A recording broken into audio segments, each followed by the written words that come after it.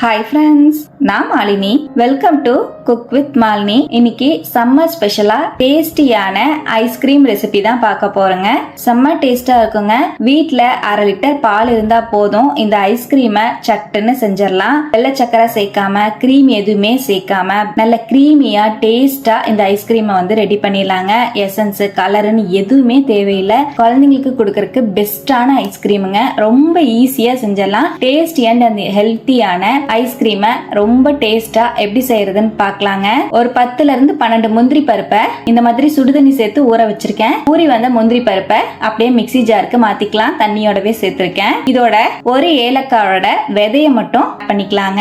நல்லா நைஸா அரைச்சு எடுத்துக்கலாம். பாருங்க, முந்திரி பேஸ்ட் வந்து ரெடி ஆயிடுச்சு. இது அப்படியே இருக்கட்டும். பேன்ல 1/2 லிட்டர் ஃபுல் கிரீம் மில்க் வந்து ஆட் பண்ணிக்கலாம். கடையில கேட்டீங்கனாலே ஃபுல் கிரீம் மில்க்னா இந்த மாதிரி கிடைக்கும். பார்த்து வாங்கிக்கோங்க. ஐஸ்கிரீமுக்கு ஃபுல் கிரீம் மில்க் தான் சேர்க்கணும். நீங்க மாட்டுப்பால் சேர்க்கிற மாதிரி இருந்தாலும் சேர்த்துக்கலாம். ஃபுல் கிரீம் மில்க் சேர்த்து செஞ்சீங்கன்னா ஐஸ்கிரீம் ரொம்பவே கிரீமியா கிடைக்குங்க. இப்ப 1/2 லிட்டர் ஃபுல் கிரீம் மில்க் வந்து சேர்த்துட்டேன். பாலை நல்லா கலந்து விட்டு 1/2 லிட்டர் பால் வந்து பாதி ஆகிற அளவுக்கு நல்லா பொங்க கலந்து விட்டுட்டே இருக்கணும். ஆடையெல்லாம் வந்து சைட்ல எடுத்து விட்டு ஒரு 2ல இருந்து 3 நிமிஷம் கலந்து விட்டுட்டே இருக்கணுங்க. மீடியம் டு ஹை ஃபிளேமுக்கு மாத்தி வச்சு பால் சுண்டற அளவுக்கு நல்லா வந்து கலந்து விட்டுட்டே இருக்கணும். நல்லா திக்காய் வரும் பாருங்க. இப்ப இந்த அளவுக்கு பால் நல்லா திக்கானதுக்கு அப்புறம் இதோட நம்ம அரைச்சு வச்சிருக்கிற முந்திரி பேஸ்ட் வந்து ஆட் பண்ணிக்கலாங்க. முந்திரி பேஸ்டையும் சேர்த்துட்டு நல்லா கலந்து விட்டுக்கலாம். முந்திரி பேஸ்ட்டை சேர்த்ததுக்கு அப்புறம் கைவிடாம அப்படியே கலந்து விட்டுக்கோங்க. நமக்கு அடிப்பிடிக்க ஆரம்பிச்சிரும். நல்லா திக்கும் ஆகும். பாருங்க, நல்லா பொங்கி வருது. கலந்து விட்டுட்டே இருக்கேன். முந்திரி பேஸ்ட்டை சேர்த்ததுக்கு அப்புறமும் 2ல இருந்து 3 நிமிஷம் மீடியம் ஃபிளேம்ல வச்சு கலந்து விட்டுட்டேன். இந்த அளவு நல்லா கலந்துட்டேன் பாருங்க. இதை அப்படியே ஸ்டவ்வை அணைச்சிட்டு நல்லா கம்ப்ளீட்டா ஆற வச்சுக்கலாங்க. நல்லா ரூம் டெம்பரேச்சர் வந்ததுக்கு அப்புறமா நம்ம மிக்ஸி ஜாருக்கு மாத்தி அரைச்சு எடுத்துக்கலாம். பாருங்க, நம்ம பால் வந்து நல்லா கம்ப்ளீட்டா ஆறிடுச்சு. உங்களுக்கு பார்க்கும்போதே தெரியும் நல்லா திக்கா இருக்கு. இந்த மாதிரி கன்சிஸ்டன்சிக்கு ரெடி பண்ணிக்கோங்க. இப்ப நம்ம ஆறி வந்த பாலை மிக்ஸி ஜாருக்கு மாத்திக்கலாம். இதோட ஸ்வீட்னஸ்க்காக 1/2 கப் அளவு நாட்டு சக்கரை சேர்த்துக்கலாங்க. நீங்க வேணும்னா ஒயிட் சுகர் கூட ஆட் பண்ணிக்கலாம். ஒயிட் சுகர் நல்லது இல்லைங்கிறனால நாட்டு சக்கரை வந்து நம்ம சேர்த்திருக்கோம். இப்ப நாட்டு சக்கரையையும் சேர்த்து நல்லா நைஸா அரைச்சு எடுத்து வந்துடலாம். பாருங்க, நம்மளோட ஐஸ்கிரீம் மிக்ஸ் வந்து ரெடி ஆயிடுச்சு. உங்களுக்கு பார்க்கும் போதே தெரியும் நல்லா அரைச்சதுக்கு அப்புறமா நொறையா ஐஸ்கிரீம் மிக்ஸ் வந்து சூப்பரா ரெடி ஆயிருக்கு.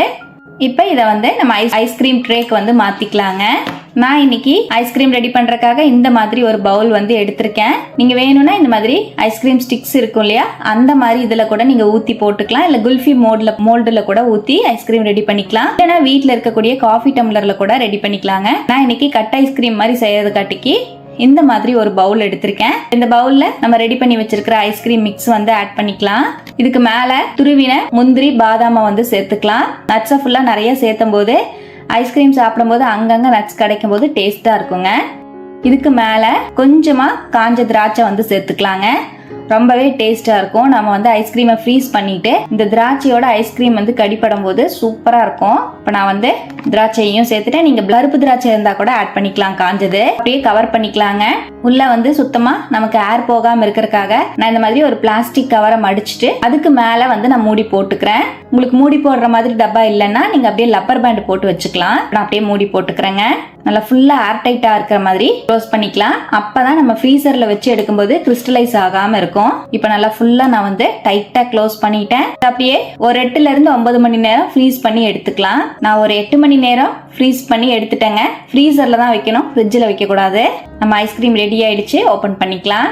நல்லா சூப்பரா ரெடி ஆகி வந்திருக்கு பாருங்க. உங்களுக்கு ஸ்கூப் மாதிரி வேணும்னா நீங்க ஸ்கூப் வச்சு வெளியே எடுத்துக்கலாம். நான் அப்படியே கட் பண்றதுக்காக கொஞ்ச நேரம் ஒரு 2 செகண்ட் மட்டும் சுடுதண்ணில வச்சு எடுத்துக்கிறேன். அப்ப ஈஸியா நமக்கு வந்து ஐஸ்கிரீம் வந்து டிமோல்ட் ஆகி வரும்.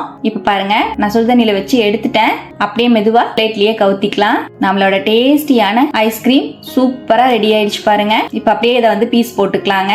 டக்குன்னு ஐஸ் வந்து உருக ஆரம்பிக்குது பாருங்க. டேஸ்ட் சூப்பரா இருந்ததுங்க. நம்ம கடையில வாங்கி சாப்பிட்ற ஐஸ்கிரீமை விடவே இந்த ஐஸ்கிரீம் வந்து டேஸ்டா இருக்கும். குழந்தைங்களும் ரொம்ப என்ஜாய் பண்ணி சாப்பிடுவாங்க. எந்த ஒரு ஆர்டிஃபிஷியல் கலரோ இல்ல எசன்ஸோ இல்ல ஒயிட் சுகரோ சேர்க்காதனால பயப்படாம குழந்தைங்களுக்கு எவ்வளவு வேணாலும் கொடுக்கலாம். டேஸ்டா இருக்கும். பெரியவங்களும் என்ஜாய் பண்ணி சாப்பிடலாம். இந்த சம்மருக்கு இந்த கிரீமியான ஐஸ்கிரீமை நீங்களும் இது போலவே ட்ரை பண்ணுங்க. ரொம்பவே டேஸ்டா இருக்குங்க. ட்ரை பண்ணிட்டு எப்படி வந்ததுன்னு கமெண்ட்ல மறக்காம என் கூட ஷேர் பண்ணுங்க. ஐஸ்கிரீமை நான் கட் பண்ணும்போது உங்களுக்கு தெரியும் அந்த டெக்ஸ்சர் பாருங்க எவ்வளவு சூப்பரா இருக்குன்னு. நம்ம சேனலுக்கு இப்பதான் ஃபர்ஸ்ட் டைம் வந்திருக்கீங்கன்னா சப்ஸ்கிரைப் பண்ணிக்கோங்க. பக்கத்துல இருக்கிற பெல் ஐக்கானையும் பிரஸ் பண்ணுங்க. லைக் பண்ணுங்க. ஃப்ரெண்ட்ஸ் அண்ட் ஃபேமிலியோட ஷேர் பண்ண மறக்காதீங்க ஃப்ரெண்ட்ஸ். தேங்க்யூ.